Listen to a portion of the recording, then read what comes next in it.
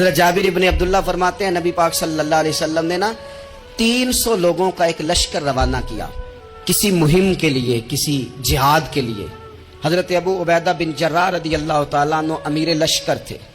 فرماتے ہیں غربت اتنی زیادہ تھی، بھوک اتنی زیادہ تھی کہ ایک ایک کھجور دن میں ایک وقت کھانے کو ملتی تھی، اور کچھ دن ایسے آئے کہ اب کھجور بھی نہیں مل رہی۔ فرماتے ہیں اتنی زیادہ بھوک لگی مجاہدین کو، 300 بندہ پتے کھا کے گزارا ہونے لگ گیا۔ یہ بخاری میں موجود ہے۔ آپ فرماتے ہیں کہ دریا کے کنارے ہمارا پڑاؤ تھا، ٹھہراؤ تھا۔ جب بھوک سے نڈھال ہو گئے نا، وَيَرْزُقْهُ مِنْ حَيْثُ لَا يَحْتَسِبُ، اللہ وہاں سے روزی دیتا ہے، گمان بھی نہیں ہوتا۔ فرماتے ہیں ایک مچھلی اللہ تعالیٰ نے دریا کے کنارے بھیجی۔ فرماتے ہیں وہ تھی تو مچھلی پر پہاڑ جتنی تھی۔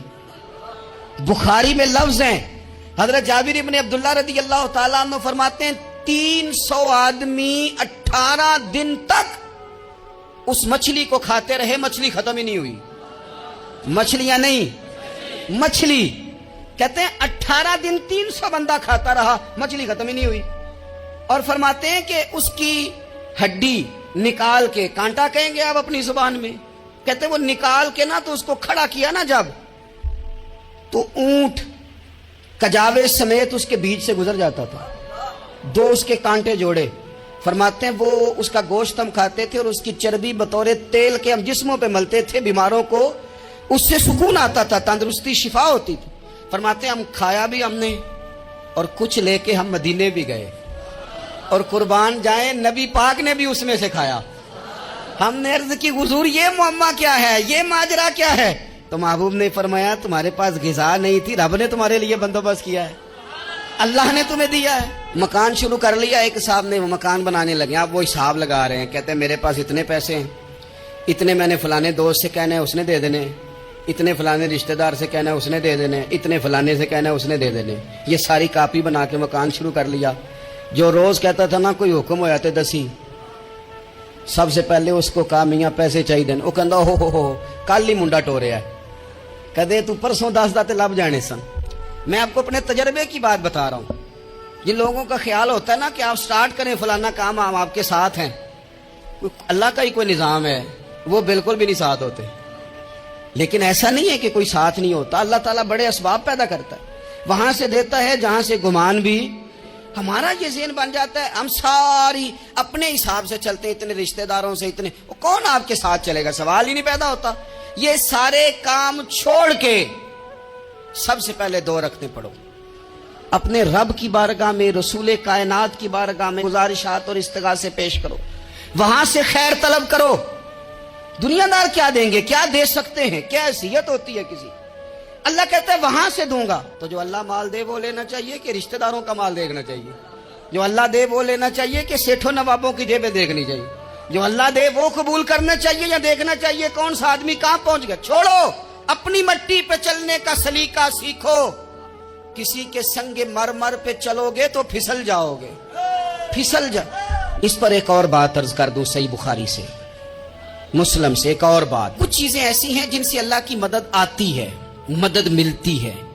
ایک چیز ان میں سے ایسی ہے جس سے بہت مدد نازل ہوتی ہے، وہ ہے کہ جب رب آپ کو دے نا تو پھر آپ بھی اس کے رستے میں دیں، پھر مدد آتی ہے، پھر اور آتا ہے۔ بخاری مسلم میں حدیث ہے، یہ زیادہ ہی توجہ طلب امر ہے، اس پر آپ غور کریں گے۔ حضرت ابو ہریرہ فرماتے ہیں کہ نبی پاک علیہ السلام نے فرمایا ایک شخص نے بادلوں کے اندر سے آواز سنی کہ فلاں آدمی کا کھیت اور باغ خشک ہو گیا ہے، وہاں برسو اور اس کے کھیت کو سیراب کرو۔ وہ بڑا حیران ہوا کہ بادل سے آواز آ رہی۔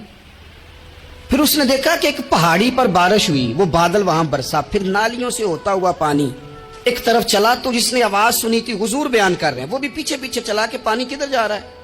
اس نے جا کے دیکھا کہ ایک مقام پہ ایک باغ کو وہ پانی لگ رہا ہے اور ایک آدمی وہ پانی لگا رہا ہے۔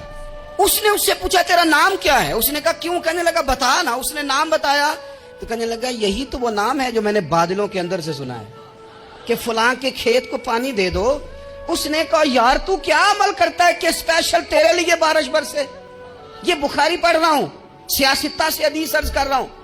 اس سے پوچھا تو کیا کام کرتا ہے کہ جناب اللہ تبارک و تعالیٰ کا حکم کرم آیا کہ خاص تیرے لیے پانی برسے اور تیرے کھیت کو سیراب کرے؟ تو اس نے کہا چھوٹا ذمہ دار ہوں، पर जब फसल उगती है तो 3 हिस्से करता हूं। एक हिस्सा अपने बाल बच्चों पे, बहन भाइयों पे खर्च करता हूं, एक हिस्सा पूरा, और एक हिस्सा दोबारा काश्तकारी पे लगाता हूं, और तीसरा हिस्सा खालिस मैंने मिस्कीनों, यतीमों और गरीबों के लिए रखा हुआ है। वो जो तीसरा हिस्सा, अल्लाह करे आप समझे, वो रब के बंदों पे तीसरा हिस्सा खर्च करता है ना, तो करीम मालिक ने फरमाया जहां से गरीब का हिस्सा जाता है वो खेत खुश्क नहीं रहना चाहिए, वो जहां से मिस्कीन रोटी खाते हैं वो खुश्क ना रहे, जहां से यतीमों को कुछ आता है कहीं उसकी फसल रह ना जाए। मैं और आप भी अगर अपने माल में मिस्कीनों, यतीमों, गरीबों के हिस्से रख लेंगे तो फसलें खुश्क नहीं रहेंगी, उनके अंदर ताजगी आएगी, नूर आएगा, करम आएगा, खास कर खुदा की रहमत बरसेगी। मदद अल्लाह से चाहें, अपनी तवज्जुहात का मरकज रब रसूल की जात को बनाएं, फिर आप महसूस करेंगे कि बड़ी जल्दी अल्लाह ताला की मदद आने लगी है। कभी आप सिर्फ कह देना मेरा रब मेरे साथ है, इस लफ्ज में इतनी ताकत है कि दुश्मन वैसे ज़ेर हो जाता है। जिंदगी में किसी से भी लड़ाई हो, अच्छी तरह सोच लें कि अल्लाह उस तरफ है या इस तरफ है।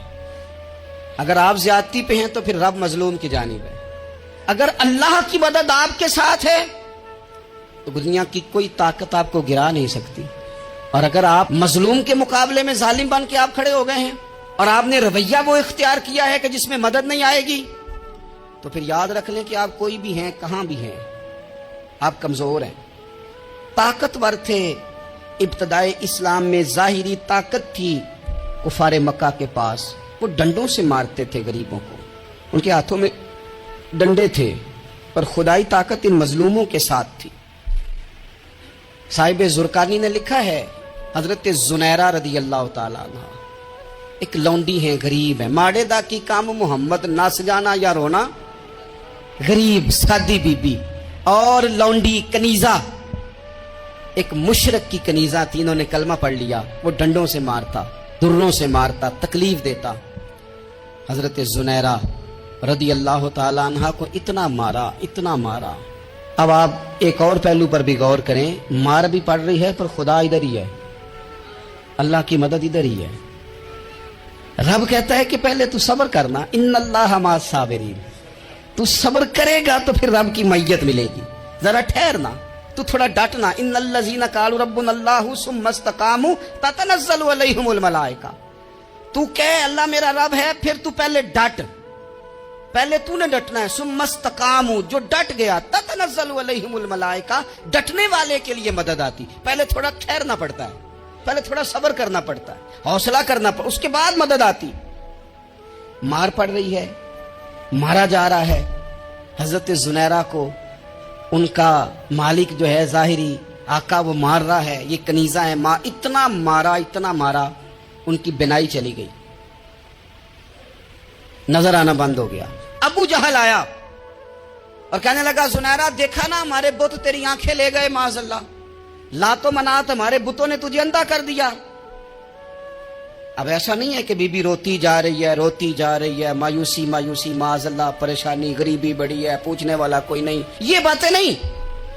क्या जुमले हैं खातून के, क्या लफ्ज हैं। अबू जाल ने तंजिया कहा, माज़अल्लाह, कहने लगा देखा ना हमारे बुतों ने तुझे अंधा कर दिया। तो जनाबे जुनैरा आंखों की बिनाई गई है, रात को गई है, दुख अभी ताजा है, लेकिन अल्लाह पे जो तवक्कुल है, अपने मालिक से जो रिश्ता है, वो इतना मजबूत है, इतना ताकतवर है, उसमें इतनी गहराई है कि हजरत जुनैरा बोल के ना इतनी कुव्वत से बोली, इतनी ताकत से बोली कि पूरे कुफर पर लर्जा तारी हो गया। फरमाने लगी, तुम्हारे बुतों की क्या औकात है कि मेरी बिनाई ले जाएं, ये मेरी रब की हिकमत का तकाजा है। जब तक उसने चाहा जुनैरा देखती रही, और जब उसने चाहा जुनैरा की आंखों की बिनाई चली गई, और अगर वो चाहेगा ना तो बिनाई वापस भी कर देगा। अगर हो ज़ौक़े यकीन पैदा तो कट जाती हैं जंजीरें, अगर वो चाहेगा तो बिनाई आ भी जाएगी। हजरत जुनैरा ने रात को ये लफ्ज कहे, अबू जाल और सारे कुफ्फार डर के सुन के चले गए। आप इत्मीनान से आके बिस्तर पे सोई, जब सवेरे उठी तो अल्लाह ने आंखों की रोशनी वापस कर दी थी। आंखों की अब छड़ी पकड़ी है, बाजारों में घूमती है, कहती है बुलाओ किधर है तुम्हारे नातो मनात, देखो मेरे रब ने रोशनी वापस कर दी, आकर मेरे साथ इधर आ, सितमगर हुनर आजमाए, तू तीर आजमा हम जिगर आजमाए। बीमार लोगों याद रखो, कह दिया डॉक्टर ने कि तू बड़ा बीमार है, तू बड़ा कमजोर है, ये हो गया वो हो गया, तो डॉक्टर अपने इल्म के मुताबिक बात कर रहा है, होगा तो वो जो मेरा रब चाहेगा। कमजोर हो जाना, परेशान हो जाना, तकलीफ में आ जाना, पता नहीं बात हो गई है तो जाने क्या हो जाएगा। अपनी जिंदगी के अंदर अपने रब से रिश्ता मजबूत करें, रसूले कायनात से रिश्ता मजबूत करें, अल्लाह वालों से रिश्ता मजबूत करें। हजरत जुनैरा ने पैगाम दिया कि जिंदगी में जो जीना चाहते हैं तो वो रब का नाम लेके जी सकते हैं, जो अपनी जिंदगी में खुशियां देखना चाहते हैं तो रसूलुल्लाह के नाम पर खुशियां देखी जा सकती हैं।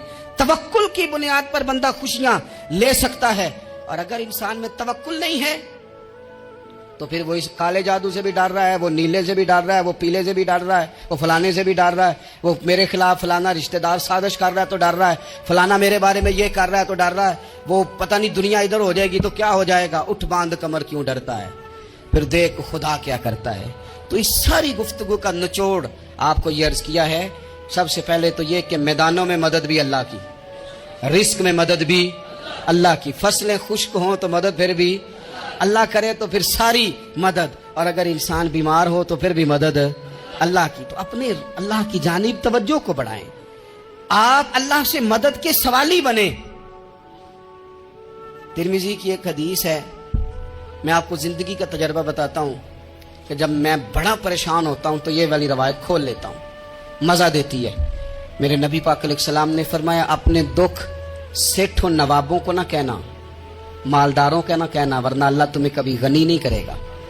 फरमाया अपने दुख अपने रब की बारगाह में अर्ज करना, जल्दी करे या देर से करे अल्लाह तुम्हें लोगों से बेनियाज कर देगा, अल्लाह तुम्हें गनी कर देगा। रात को बैठो ना उसकी बारगाह में, उसे दुखड़े सुनाओ, छोटी छोटी बातें। हुजूर ने फरमाया नमक भी मांगो तो रब से मांगो, छोटी छोटी बात से शुरू करो ना। जब बंदा शुरू करता है ना छोटी छोटी चीजें तो बड़ी सारी चीजें ये इस तरह होता है जैसे बंदा रब से गुफ्तगू कर रहा है, मालिक मुझे ये चाहिए, मालिक मैं यहाँ कमजोर हूँ, अल्लाह मैं यहाँ परेशान हूँ।